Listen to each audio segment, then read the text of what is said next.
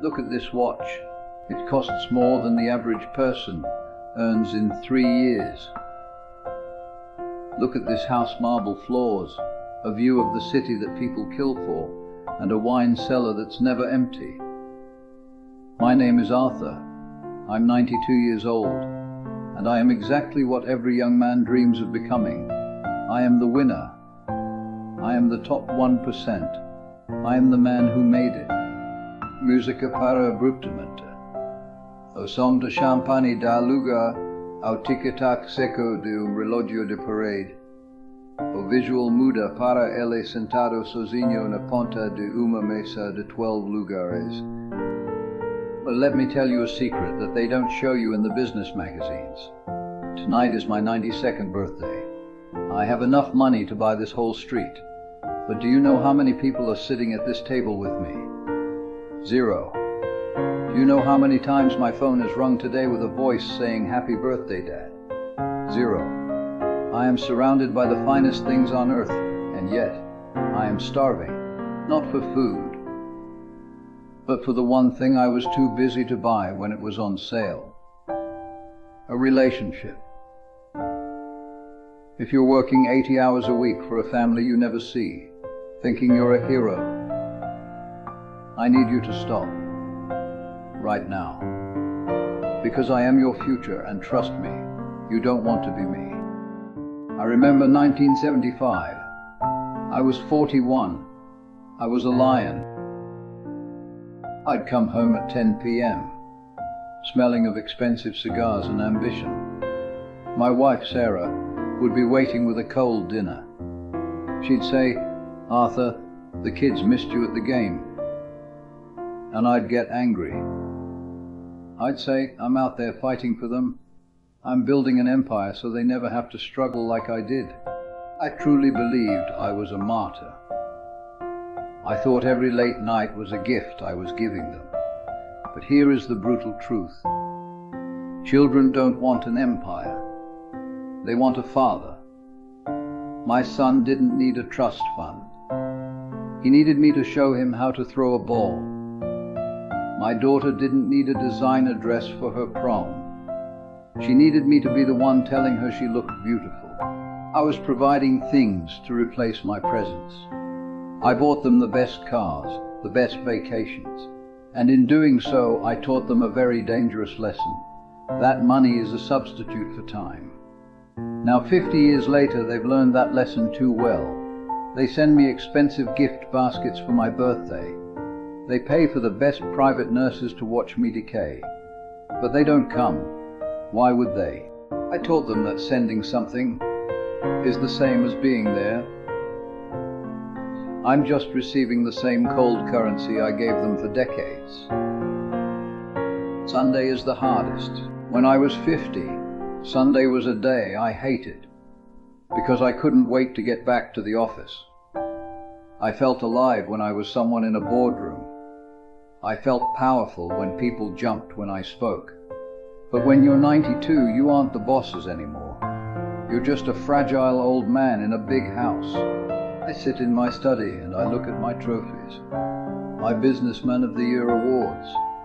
They're covered in dust. Nobody cares that I closed the biggest merger of 1988. Those trophies are cold. They don't hold your hand when your knees ache. They don't tell you a joke when the night feels too long. I remember my friend Jack. Jack was lazy by my standards. He turned down a vice presidency because he wanted to coach his son's soccer team. I mocked him. I told him he was throwing away his potential. Jack died last year. At his funeral, the church was so full people were standing in the rain outside just to say goodbye. His children held each other and cried. When I die, I'll have a professional service. It will be elegant. It will be expensive. And the room will be empty. I traded a legacy of love for a legacy of stone. And stone is very, very lonely. One of the biggest lies we tell ourselves is that our network is our family. I had hundreds of friends when I was at the top. We played golf. We went on hunting trips. We toasted to our success. I thought I was loved. But the day I retired, the phone stopped ringing. It was like I had become a ghost while I was still breathing. I realized those people didn't love Arthur. They loved what Arthur could do for them. They loved the access, the power, the invitations.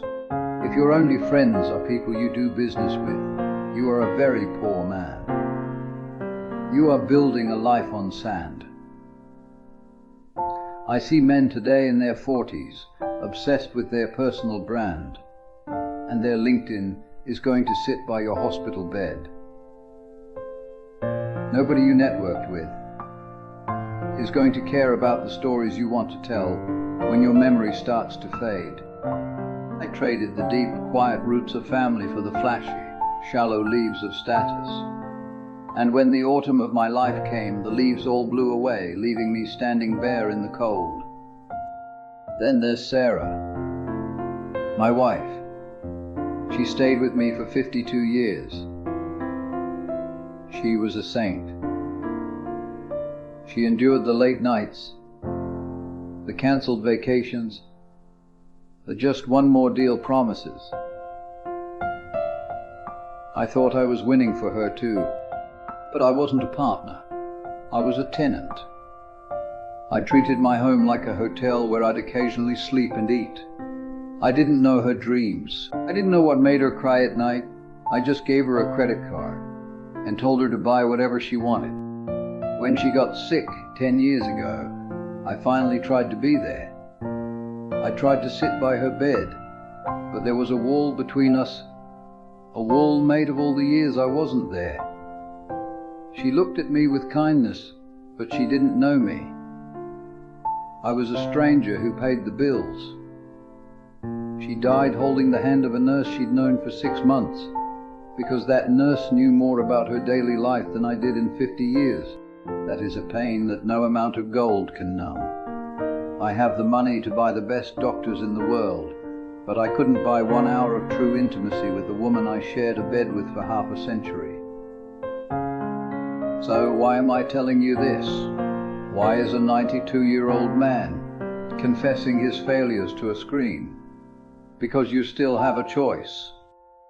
If you're listening to this and you're still young enough to change, look at your life. Are you building a home, or are you just building a portfolio?